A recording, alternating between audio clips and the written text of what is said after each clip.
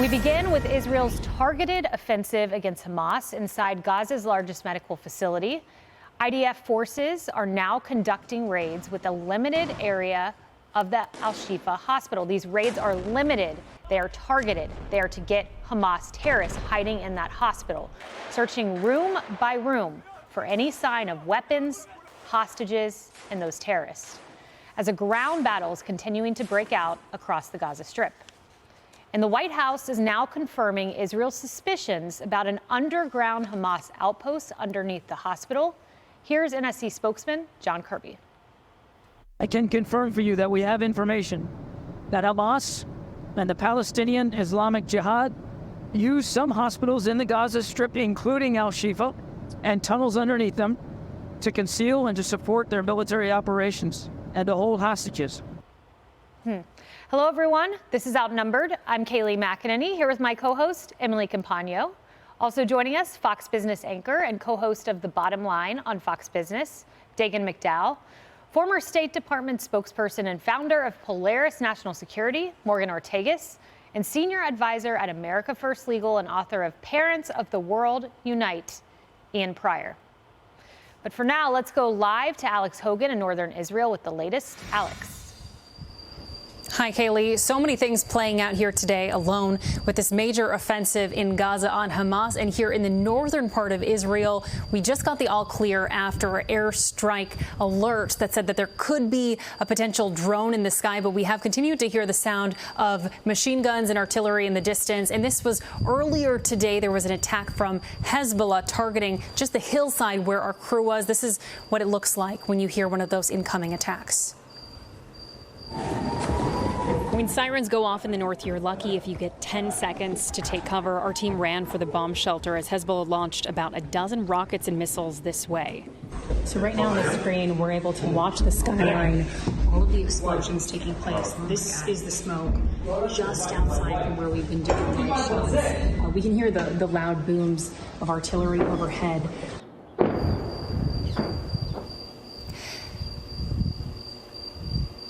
And looking down in Gaza today, as this story develops, we're now hearing local reports suggest that the Israeli military might have left the Al-Shifa hospital after entering. These are images of the IDF entering the hospital earlier today after days of a stalemate. Fears, of course, of injuring patients inside. Israeli forces said that this was a targeted operation on what they believe is a Hamas stronghold and a key area to taking control of the north. The IDF also delivered a lot of much-needed medical equipment and supplies, things like stretchers and incubators, food and baby formula. But the UN today did warn that it had some alarming reports that it wasn't able to contact some of those hospital workers inside. Now, as that operation plays out today, the IDF also released this footage of another Hamas outpost being targeted. Now, all of this playing out, there's still, of course, a lot of concerns here on the north of the growing tensions here. The country's defense minister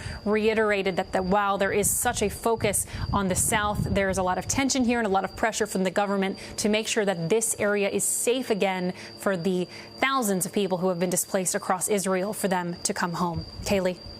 Alex, thank you. Morgan, we know that Hamas is using hospitals across the Gaza Strip, and we will bring up that footage in just a moment to bring you that evidence yet again today. But what befuddles me is the international community's reaction, the media's reaction, Human Rights Watch reaction. The Wall Street Journal editorial board wrote a great piece on this, comparing two headlines from Human Rights Watch. Let's put up the first one. This was in regards to Mosul, after we here in the United States, CENTCOM, did targeted strikes in support of Iraqi soldiers trying to take down a hospital that ISIS was using. And here's the headline: in Mosul battle, ISIS used hospital base. Okay, so that's 2017. Fast forward to today, pretty much the same scenario. We know where Hamas is. The headline from Human Rights Watch: unlawful Israeli hospital strikes worsen health crisis. Yeah, I'm so glad that you brought this up, especially the ISIS use of the hospital. So what happens whenever, from a military perspective, whenever you're looking at targeting, there'll be things that are off limits. So hospitals, cemeteries, schools, anything of that nature would normally be on a no-target list.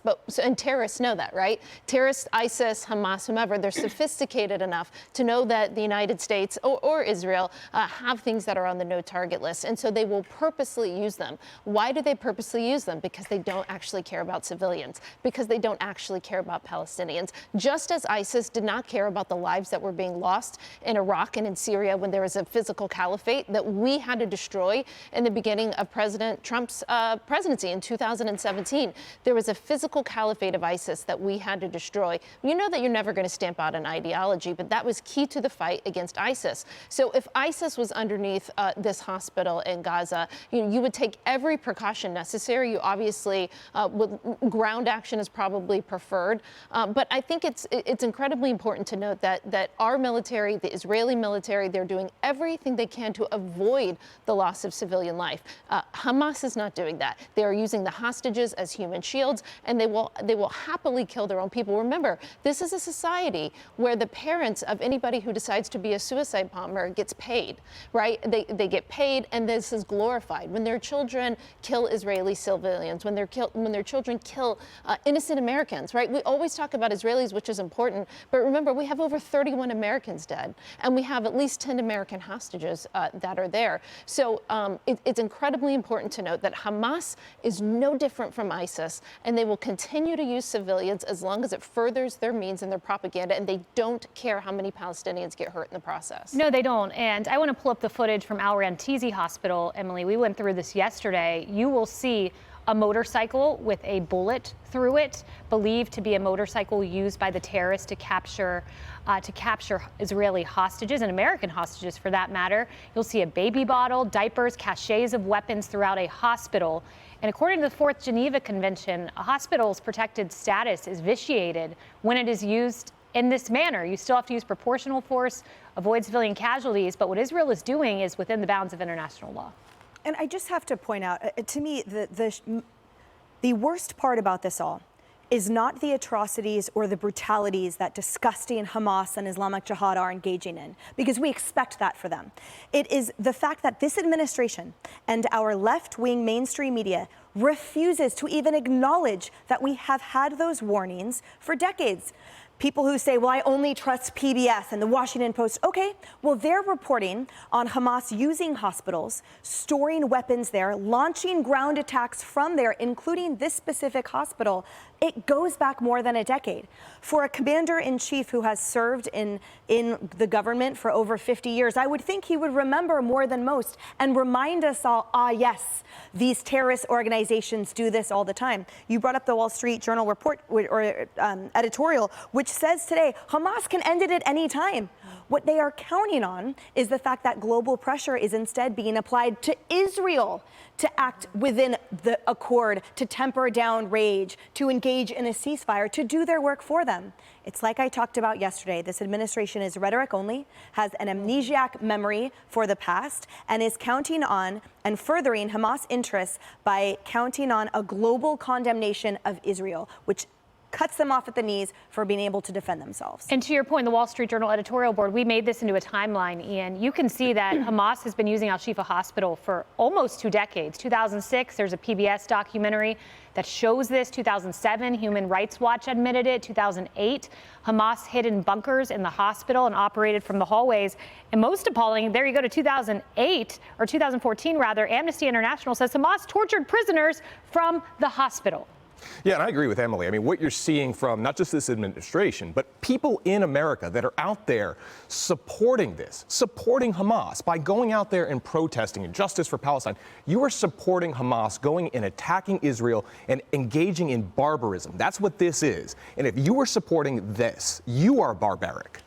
Yeah, there's no doubt about it. And Dagen, I want to put up this footage really quickly to you. This is IDF delivering humanitarian aid to Al-Shifa Hospital. And then you can see it says medical supplies. They are trying their best, not just to avoid civilian casualties, but to help the innocent in the hospital. opened a humanitarian corridor from the east side of the hospital days ago to get civilians out.